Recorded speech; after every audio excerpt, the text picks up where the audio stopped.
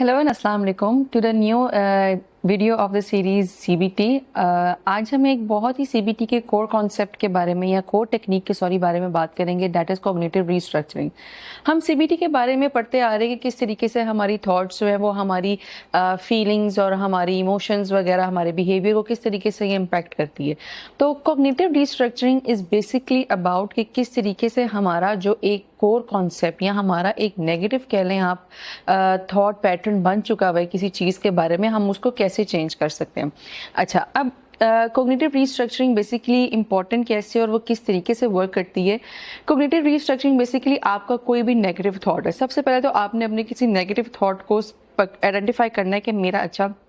Negative thought ये, जैसे for example हमारा नेगेटिव थॉट है कि मैं ये काम नहीं कर सकती या आई एम फेलियर, मुझसे नहीं हो सकता, तो हम उसको कॉग्निटिव रीस्ट्रक्चरिंग में उस नेगेटिव थॉट को चेंज करते हैं उसको पॉजिटिव में।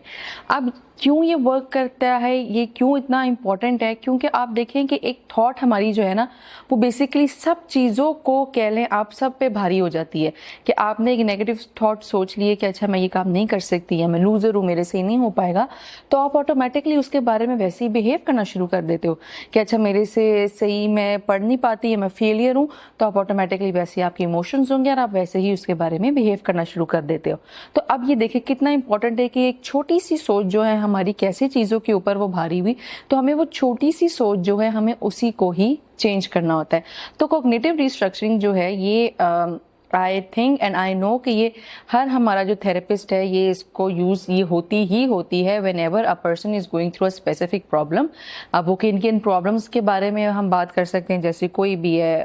लो सेल्फ इस्टीम है, आपके एंगर इश्यूज़ हैं, आपको कोई भी रिलेशनशिप इश्यूज़ है, आपको कोई भी स्टडी का इशू है, academic pressure, anything, any problem, cognitive restructuring is basically used in everything. इसको आपको यूज़ करने, क्योंकि देखिए आप हर प्रॉब्लम में हमारा कोई ना कोई नेगेटिव थॉट तो आता ही आता है।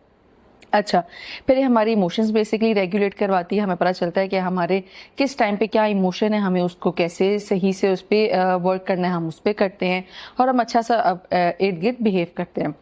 अब आप कॉग्निटिव रीस्ट्रक्चरिंग को यूज़ कैसे कर सकते हैं कि जैसे फॉर एग्जांपल आप एक पेपर ले लें, पेन और पेज ले लें और सबसे पहले अपने चॉक आउट करें कि अच्छा मेरा नेगेटिव थॉट कौन सा है। मेरा negative thought I am a failure, I can't do it, मुझसे ये नहीं हो सकता, मैं एग्ज़ाम्स में अच्छे मार्क्स नहीं लूँगी, एनीथिंग जिसमें आपकी कोई नेगेटिविटी आ रही है आप वो लिखेंगे और पेज के दूसरी तरफ ही आप अपना उस नेगेटिव थॉट को चेंज करेंगे पॉजिटिव में कि जैसे मैं ये कर सकती हूँ।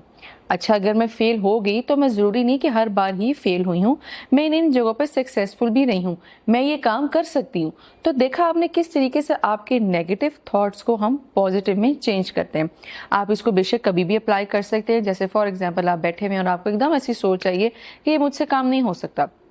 आप उस टाइम पे ही कर लें। अब जैसे पेपर के दौरान ये बच्चों के लिए बहुत ज़्यादा मैं मज़ेदार सी इसको एक कहने टेक्निक बताती हूँ कि अगर ड्यूरिंग पेपर ऐसा होता है कि हम एग्ज़ाम सामने आता है, पेपर खोलते हैं, हम कहते हैं मुझसे ही नहीं हो पाएगा, तो मैंने पढ़ा नहीं, मैंने ये पढ़ा नहीं, मैंने पढ़ा ही नहीं। तो उस टाइम पे अगर आप एक कॉग्निटिव रीस्ट्रक्चरिंग करें कि आप कहें कि मैं ये नहीं कर सकते को मैं ये कर सकता हूँ, तो आप नोट करेंगे कि आप में एक बड़ा पॉजिटिव सा कह लें एक बड़ी अच्छी वाइब आएगी और आप बड़े मोटिवेटेड उस टाइम पे फील करेंगे। तो इस तरीके से हमारी जो ये है कॉग्निटिव रीस्ट्रक्चरिंग, इसको यूज़ करते हैं। इससे आप कह लें कुछ ऐप्स हैं हमारी ऐसे जर्नलिंग ऐप्स वगैरह, वो भी कर सकते हैं आप इसके साथ साथ। तो ये आप दोनों चीज़ें साथ साथ लेके चलेंगे तो आप काफ़ी अच्छा इस टाइम पे फील करेंगे।